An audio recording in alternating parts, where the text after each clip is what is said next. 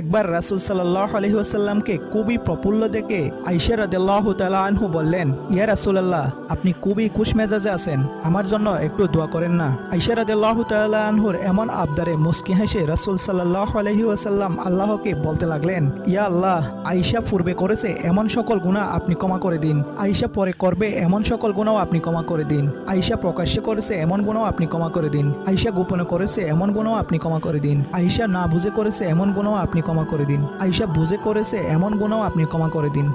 রাসূল সাল্লাল্লাহু আলাইহি ওয়াসাল্লামের মুখে নিজের জন্য এত সুন্দর দোয়া শুনে আয়েশা রাদিয়াল্লাহু তাআলা আনহু আত্মহারা আম্মাজান আয়েশা রাদিয়াল্লাহু তাআলা আনহু খুশি হতে দেখে প্রীত হলেন রাসূল সাল্লাল্লাহু আলাইহি ওয়াসাল্লাম। তিনি জিজ্ঞেস করলেন, আয়েশা, আমার দোয়ায় তুমি খুশি হয়েছো? আয়েশা রাদিয়াল্লাহু তাআলা আনহু বললেন, আমি খুবই খুশি হয়েছি ইয়া রাসূলুল্লাহ। জানো আয়েশা, তোমার জন্য যে দোয়া করলাম ঠিক একই দোয়া প্রতি সালাতের পর আমি আমার প্রতিটা উম্মতের জন্যই করে থাকি। সুবহানাল্লাহ।